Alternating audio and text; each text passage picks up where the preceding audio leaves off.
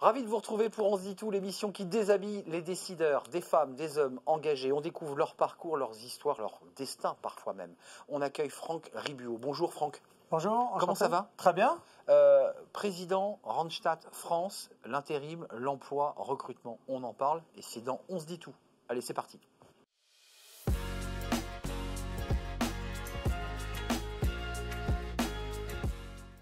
Vous êtes le président Randstad France, entreprise internationale, mondiale.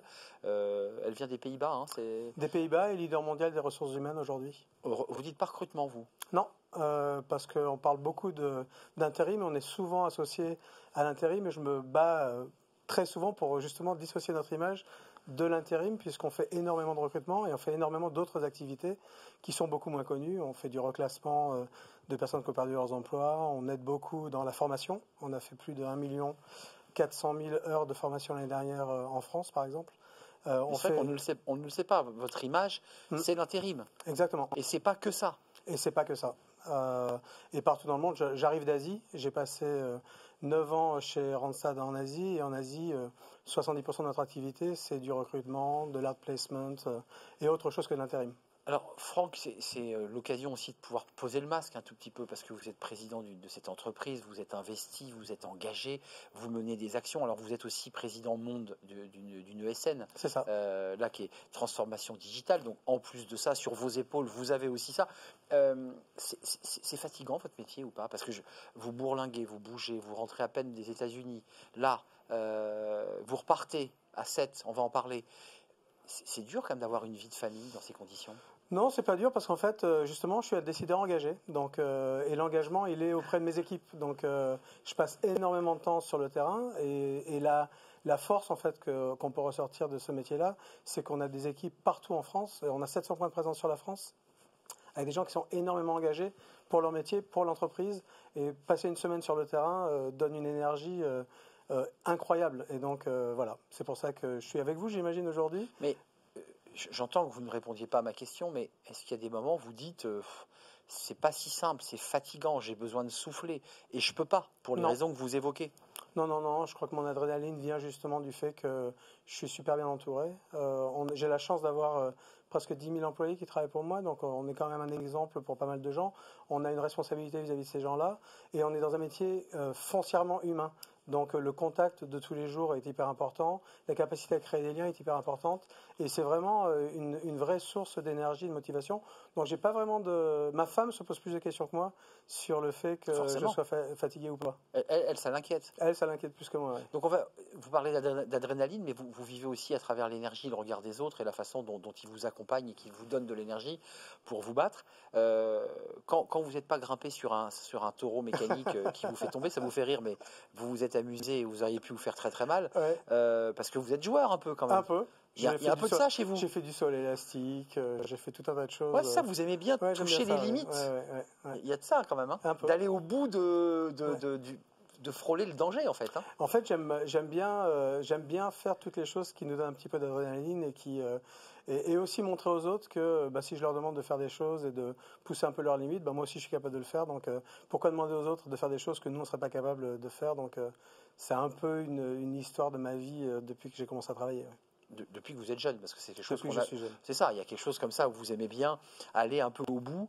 Et quand vous posez le costume, quand vous rangez le costume pour le week-end, d'ailleurs je crois que ce week-end vous allez le ranger qu'à moitié parce que vous repartez à 7. Ouais. Je voudrais qu'on parle de ce bateau qui est quand même une aventure incroyable.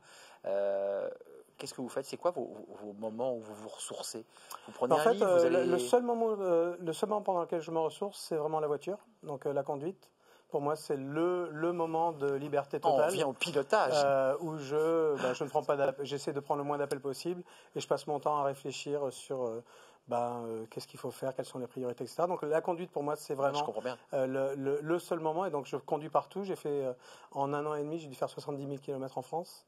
C'est un peu votre moment de. C'est votre sas de décompression, quoi. Ouais. Mais sinon, musique, tout le reste du temps. Un peu de musique quand même. La musique à fond, oui.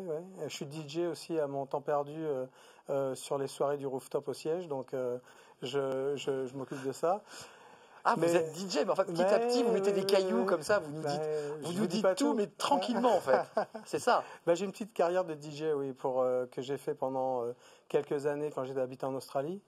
pour récupérer de l'argent en fait pour un programme d'une école franco-australienne qu'on avait monté avec 6 autres amis pour nos enfants qui étaient bilingues et qu'on ne voulait pas mettre à l'école française. Donc une des façons qu'on avait de récupérer de l'argent, c'était de faire des soirées. Donc j'étais le DJ de la communauté française ou franco-australienne sur l'Australie. Donc une petite notoriété, parce que les DJ en général, ils ont un peu de notoriété, Ouais, c'est sympa, un peu la classe. ouais. Juste avant de parler de ce bateau, l'Australie, vous avez aimé, parce qu'il y a eu des tensions fortes là, récentes entre la France et l'Australie sur ce dossier du sous-marin. Mais tous ceux qui ont été des expats en Australie, tous ceux que j'ai rencontrés ont trouvé ce pays hallucinant. Moi, j'ai passé 29 ans de ma carrière à l'étranger. Donc, ça fait que 2 ans que je suis rentré en France et j'ai la double nationalité franco-australienne. Je suis marié avec une Australienne. Donc, vous aimez ce pays? J'adore ce pays. La mentalité est super. J'adore l'Asie en général, le Pacifique en particulier. Australie, Asie. Et donc, voilà, ça a été quelque chose d'assez naturel et qui me convient très bien en termes de personnalité, de vue sur le futur, de positivisme et d'engagement, pour le coup. Vous êtes fier de votre parcours? Ouais, très fier. Ouais, très fier parce qu'en fait, c'est un parcours qui a été fait de manière assez naturelle et où je n'ai jamais rien moi demandé.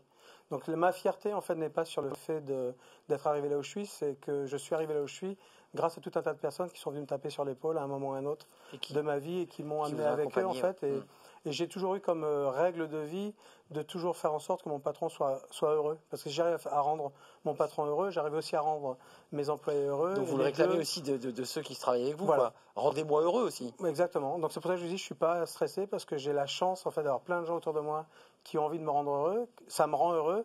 Et moi, je rends mon patron heureux et ça a toujours marché, donc je ne vais pas changer. C'est du bonheur, quoi. Ouais. Même si parfois c'est pas toujours simple, parce qu'il y a de la concurrence, il y a de la bataille. Oui, mais aucun stress, aucune anxiété, vraiment. Ouais, vous avez l'air très zen. Ouais, je suis très, à part très cette zen. chute du taureau, attention, je vous le redis, il ne faut pas remonter sur des taureaux aux États-Unis qui vous font gigoter. J'avais une petite voix dans la tête qui me disait n'y va pas, n'y va pas. Et vous l'avez fait. Mais oui. Ouais, ça c'est votre côté. Un peu joueur. Je joue avec le feu.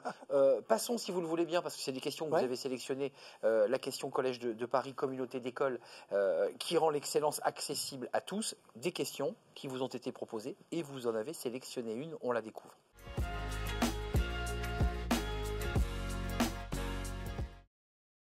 Retour en plateau avec Franck Ribuot. La question que vous avez choisie, c'est sur l'alternance. Alors on revient vraiment à votre cœur de métier dans tous les sujets que vous maîtrisez parfaitement. C'est considéré comme un complément essentiel pour la formation de talent. Qu'est-ce que vous dites sur l'alternance et qu'est-ce que vous dites aussi, parce que là je parle à un expert, sur la transformation qu'a opérée la France là, depuis un an et demi, où globalement on a presque doublé les Allemands. Ouais. Je pense que c'est un développement qui est extrêmement positif. C'est quelque chose qu'on a envié pendant très longtemps et pendant beaucoup d'années aux Allemands justement, et qu'on a réussi maintenant à mettre en place avec pas mal d'aide de l'État, et je pense vraiment pour le bien et pour le meilleur pour les jeunes. La capacité à pouvoir faire des choses dans le monde du travail qui sont des choses concrètes, qui souvent sont un peu différentes de ce qu'on apprend en théorie à l'école, est quelque chose qui est d'hyper important. Ce qui a été très bien, par exemple, et j'ai regardé toujours moi mes études, la capacité à être président d'un bureau des élèves, président d'une association, et arriver en fait dans le monde du travail avec une vision très concrète en fait des actions que vous pouvez faire tous les jours, m'a beaucoup aidé à pouvoir être un manager assez efficace, assez rapidement. Je savais prendre des décisions. Ça commence déjà en étant délégué de classe, enfin j'étais délégué de classe à l'âge de 14 ans. Mais alors vous avez failli faire de la politique, vous, en fait, finalement. Parce que souvent, les délégués de classe deviennent députés. Oui, il paraît. Mais j'ai toujours aimé faire ça dans un cadre où je pouvais maîtriser en fait l'environnement dans lequel j'étais. Et donc j'ai fait du bureau des élèves, j'ai fait du bureau des sports, j'ai fait tout un tas de choses. Et ce que je retrouve en fait dans justement l'alternance, c'est cette capacité à pouvoir être très concret rapidement et à se tester sur le marché du travail, et à aussi voir si on aime l'environnement qu'on a choisi, parce qu'une des difficultés qu'on a aujourd'hui, que les jeunes ont, c'est aussi de définir où ils veulent aller dans le futur. Donc être dans cette capacité à avoir une vision concrète de l'entreprise, voir si ça marche et si possible y rester, c'est vraiment quelque chose de très positif. Avant de passer à la question d'Andjaro, juste une question là aussi à l'expert, parce que vous avez une vue pas uniquement sur l'intérim, on a bien compris qu'il y a aussi un travail de formation, d'accompagnement. La qualité de formation de ceux qui sortent des écoles, comment vous la regardez? Alors moi, je trouve qu'elle est superbe. On a tendance très souvent Oui, à s'autoflageller en France. Et moi, je peux vous dire avec une vision pour le coup étrangère, puisque j'ai vu beaucoup de Français arriver en Asie sur les dernières années, particulièrement sur les 10 dernières années. La vision que les étrangers ont du français, une fois qu'il a passé l'étape du râleur, etc., etc., et qu'on des est à rentrer, clichés. Ouais. voilà, des clichés, on rentre vraiment dans une opinion qui est généralisée de gens qui disent mais vous êtes super bien formés, vous êtes capable de réfléchir à des situations Ça, c'est intéressant ce que vous de dites. manière assez large. Vous êtes capable d'avoir un esprit critique, mais qui est critique pour le coup positif. Et c'est des choses qu'on ne retrouve pas dans de l'éducation anglo-saxonne, par exemple. Vous êtes d'accord que ça va à l'encontre des classements PISA et des études qui sortent Oui, dans la presse, ouais, ouais, ouais. donc vous prenez un contre-pied intégral, parce que vous avez vécu dans le monde, et globalement, le contre-champ, c'est de dire on est pas mal quand même. Un ingénieur français, je peux vous dire, un ingénieur français qui part à l'étranger et qui a la capacité de passer justement au-delà des clichés, c'est quelqu'un qui est très recherché aujourd'hui dans le monde anglo-saxon. Bon, c'est intéressant d'entendre ce contre-pied aussi, de redonner Ouais. un peu le sourire à la France, parce qu'on est toujours en train de se flageller, c'est vrai. La question d'Anjaro, vous l'avez sélectionné aussi. Anjaro, c'est la start-up, vous le savez, qui vous aide à gérer de manière agile vos remplacements pour faire évidemment face à des sous-effectifs, et qui d'ailleurs peut intéresser Randstad, parce que c'est un Tout vrai à fait. sujet, la question des sous-effectifs. Tout à fait. C'est la question d'Anjaro.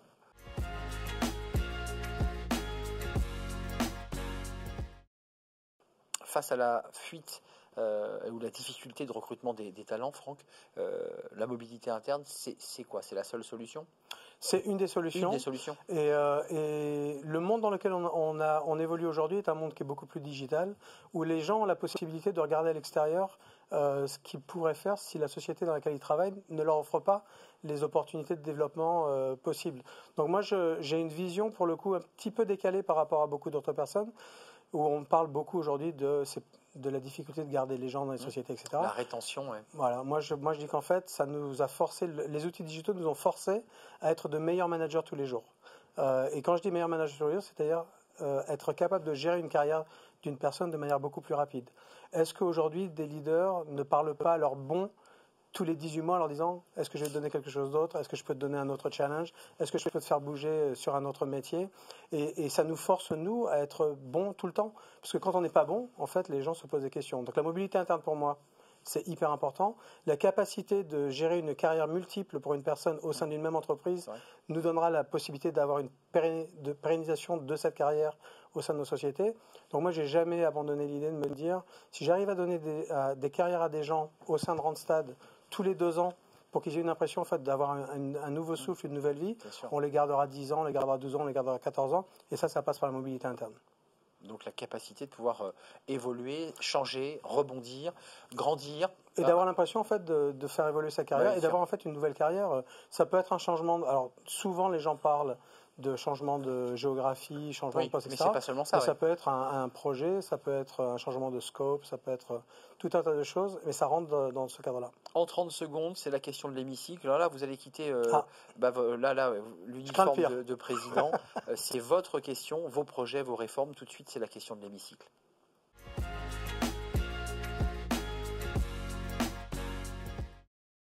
Franck Ribuot, c'est votre question, peut-être votre coup de gueule, vos propositions, on vous écoute. J'ai pas de coup de gueule. Je pense que le seul coup de gueule que j'aurais, c'est d'avoir confiance en nous, d'avoir confiance dans le futur, de vraiment voir nos forces plutôt que toujours regarder nos faiblesses et de regarder le monde de manière positive. Il y a des aléas, il y a des pros et il y a des contres, et il y a des hauts, il y a des bas. Mais si on part avec une vision positive des choses, tout se passe généralement assez bien. Merci Franck Ribuot, c'est intéressant parce que peut-être que c'est aussi votre culture internationale, asiatique visiblement, cette façon de regarder le monde et de le positiver. Le monde il est beau, donc c'est dommage quand même de toujours regarder la partie qui est négative. Il y a plein de choses bien autour de nous. Ouais, vous nous dépoussiérez un peu par votre regard et votre culture très internationale, parce que la France a souvent tendance à se flageller ou s'auto-flageller. C'est un vrai plaisir de partager ce moment avec vous. Prenez soin de vous. Vous partez à 7 sur ce très beau 3 mâts demain. J'espère que vous allez passer un bon moment puis que vous allez vous remettre gentiment le dos. Ne remontez pas sur un taureau. Non, je le promets, je ne le ferai plus. Ne le faites plus. Il y avait des témoins. Merci à vous. Merci Franck Ribuot, président de Randstad France. France, et puis à la tête d'Osi, qui était un ESN, une ESN, qui fait de la transfo numérique. Ça aussi, c'est une autre activité, une filiale de Randstad. Merci à vous pour votre fidélité, toutes vos réactions et vos messages, évidemment. N'hésitez pas à nous écrire, bien entendu. Puis je vous retrouve pour un prochain numéro d'On se dit tout, très prochainement, évidemment. Décideurs engagés, l'émission TV de l'Hémicycle animée par Arnaud Ardouin qui déshabille les décideurs, qui nous permet d'appréhender ce qui chaque jour leur donne envie de se battre et de réussir.